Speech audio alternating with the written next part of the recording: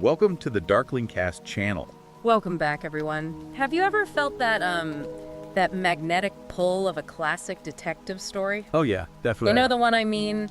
Dark, rainy nights, maybe a lone office light. Rain-slicked streets. Exactly. And then that phone call, right? The one that just changes everything. It's amazing how often the biggest stories start with something so simple, yet so, well, unsettling. That's precisely it. So today, we're doing a deep dive into a narrative that really captures that feeling. It's called The Sound of Silence, a detective's descent. Sounds intriguing already. Yeah, our mission here is to really unpack this story. It's full of mystery, betrayal, the whole tricky nature of truth, really. So we're following the detective. We are, step by step, into this city that's just shrouded in secrets. We'll explore all those twists and turns that, make these stories so addictive. And where is this story from? Is it a novel or? Good question. Our deep dive today is actually based on excerpts from this one specific gripping story, The Sound of Silence. It presents a complete self-contained mystery. Got it. A focused narrative. Right. And, this isn't just about solving the crime, is it? There's something more going on. No, absolutely not. I think what really hooks us, deep down, is how these narratives reflect our own our own desire for answers. Yeah, and the obsession that can come with it. Exactly. The psychological cost, the search for meaning in a world that often feels, frankly, baffling. The Sound of Silence really leans into that and takes you on this journey that feels incredibly personal to the detective. And to you, the listener, by extension. Precisely. It's all about how finding the truth, or what you think is the truth, can just redefine everything. Couldn't agree more. Okay, so let's dive in. Let's set the scene. The source material just throws you right into this atmosphere, doesn't it? It really does. Very evocative. It describes this melancholic, very noir setting. Picture a dark, rainy city on cold autumn nights. Yeah, a place where every street corner holds stories of broken hearts and spilled blood, and new secrets hide beneath the foggy shadows constantly. It's just soaked in mystery. And that kind of setting, it's more than just wallpaper, isn't it? It shapes everything. How so? Well, that kind of urban decay, the constant gloom, it mirrors the psychological state of the story, It doesn't just hint at dark events. It almost promises them. Right, it prepares you. Exactly. It sets the tone, primes you for moral ambiguity, for danger lurking around every corner. You're basically expecting things to go wrong. And right in the middle of this gloom, we meet our guy, Anthony Fielding. Or detective. Yep, 42-year-old private eye. But he's not your typical square-jawed hero. The sources emphasize his personal tragedy. Ah, the backstory. Always crucial. Right. He recently lost his wife. Apparently, it was connected to a personal case he was working on. Oh, wow. That adds layers immediately. It does. And this loss, it pushed him to become, obsessive about his work. He's looking for peace, but the text says his life will never be the same. So he's broken. Pretty much. He's in his office, smoking, feeling like nothing excites him anymore. That sense of emptiness is palpable right from the start. And that's classic, isn't it? The damaged hero. It gives him that depth straight away. But it feels earned here. Absolutely. He fits that archetype, but his pain feels specific. He's not just cynical, he's hollowed out. He's seeking solace, maybe redemption, through the work. But it's more like he's just going through the motions. Right. And that void inside him, paradoxically, might make him more receptive to something truly strange, something dangerous. Which brings us to the inciting incident. That emptiness makes what happens next hit so hard. The phone call. The phone call. One night, just sitting there, lost in thought, the phone rings. And the voice. Yeah, a man's voice, described as shaking and secretive, barely audible. Julie. And it asks this one question. Anthony, are you looking for the truth? Then click, dead air. Wow.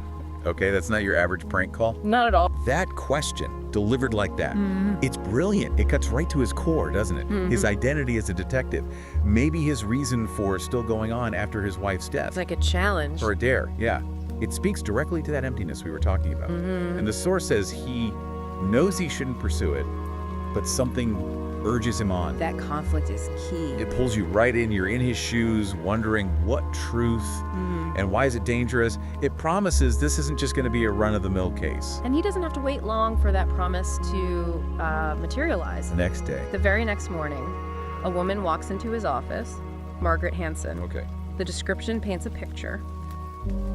young woman with a sad face and fearful eyes. Sounds like she needs help. Desperately, in a shaky voice, she lays out the case. A man named Dr. Edward Harper has gone missing in this city. I think someone killed him. Straight to the point. And Harper, he's a psychologist. Bingo, a famous psychologist in the city, apparently counseling people with mental health issues and personality disorders. Okay, so a missing psychologist. That's immediately more complex than just a random person disappearing. Why do you say that? Well, it instantly suggests the case is tangled up with secrets, right? The mind, hidden motives, maybe dangerous truths people confided in him. His profession itself is a clue. That makes sense. And it seems Anthony feels that too. The source mentions he usually avoids the details, sticks to surface stuff. But this feels different. Yeah, this feels like a new challenge. It grabs him, despite his apathy. And Margaret gives him more to go on. She does, some initial threads. She says that just before he vanished, Harper had been investigating a series of suspicious cases among his patients. Suspicious cases. Cases that had never been fully revealed. Uh-oh. Yeah, uh-oh is right. Secrets within secrets. And she named someone specific, Jennifer Steele, a patient with a history of severe mental disorders. Apparently, Jennifer was particularly agitated during her last session with Harper. Ah, the troubled patient. Another classic element, but potentially very significant here. These details, they immediately start weaving a web, don't they?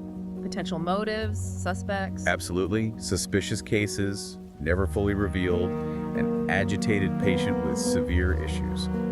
It's not just background noise. No, it's actively building suspicion. It pulls you, the listener, right into Anthony's mindset. You start thinking, okay, who wanted Harper quiet? Was it about something he learned from a patient? Was it Jennifer?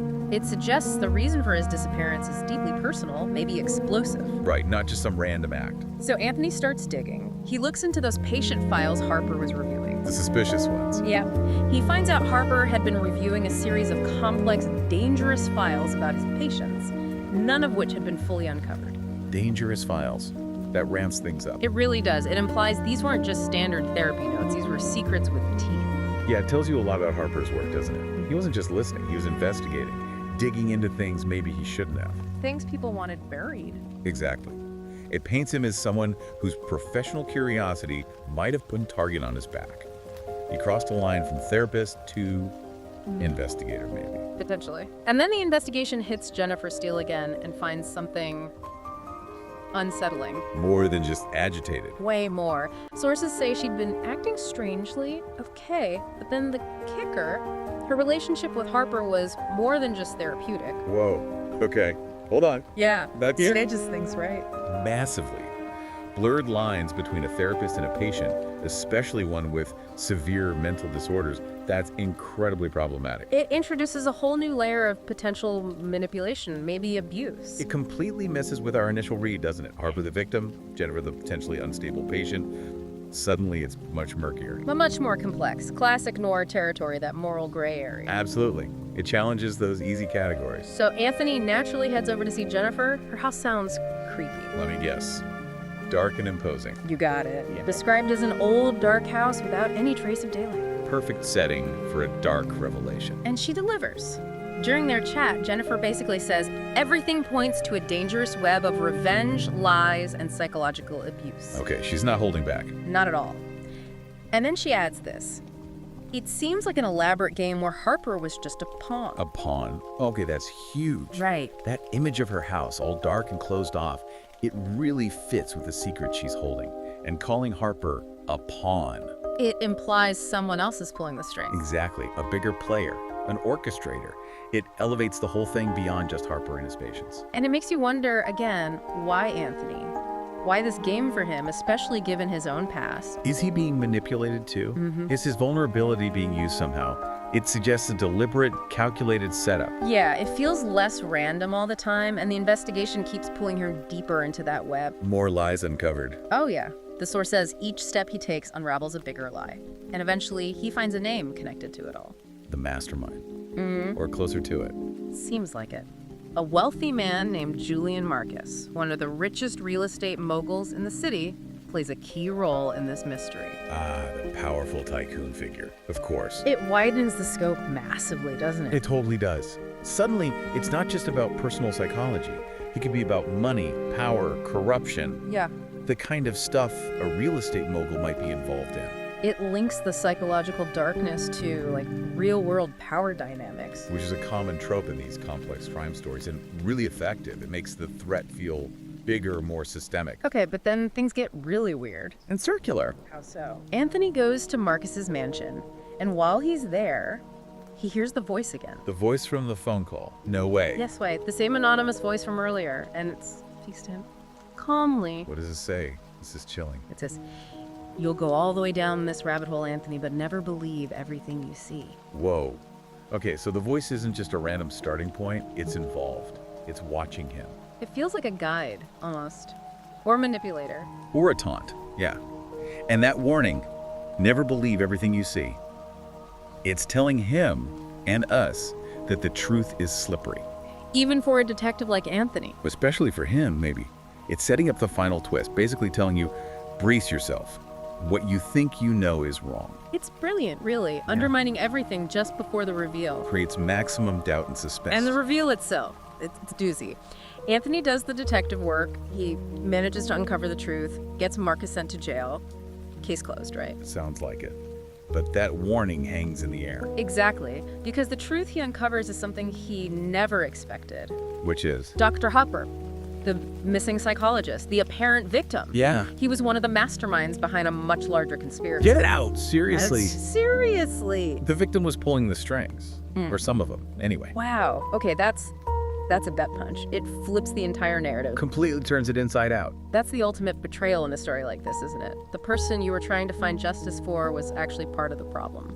It shadows that whole good versus evil thing. Absolutely. Harper wasn't just flawed, he was actively malevolent, an architect of the conspiracy. It forces Anthony and us to rethink everything, every motive, every clue, All the interactions. all of it. It leaves you with this really cynical, maybe more realistic view of that world. Masterful twist. So wrapping this up, where does that leave Anthony and us? We've followed him through this incredibly dark city, deep into a conspiracy way beyond a simple missing person case. Right, we saw this grieving detective get sucked into this vortex of revenge, lies, psychological games. Only to find out the guy he was looking for, Dr. Harper, wasn't the victim at all, but a key player in a much larger conspiracy. A massive reveal. But is that the end? Not quite, and this is where it gets really haunting. A few days later, Anthony's walking those same rainy streets. The case seems closed, Marcus is jailed, Harper's role is known. The phone rings again. Oh no, not the The voice. very same mysterious voice. And it delivers one last line. Truth is always lost, Anthony. Do you really want to find it? Wow. That just hangs there. It really does. So, the story doesn't give you closure. It leaves you with this profound, kind of disturbing question about truth itself. Yeah, if it's so slippery, so easily twisted, if victims can be villains, what does it even mean to find it? Is the search always worth it? Especially for someone like Anthony. Could the search break you even more? Or for you, the listener, is pursuing truth always the right path if it might just lead to, well, more darkness, or realizing it's always out of reach? Truth is always lost. That's a heavy final thought. It suggests the journey might be endless, or maybe futile. A really chilling thought to end on, and it sticks with you long after you finish the story, doesn't it? Makes you think about the cost of knowing. It certainly does. A powerful narrative. Absolutely. Well, that's our deep dive for today. We hope it gave you something to chew on. Thanks for joining us. Yeah, until next time, keep questioning.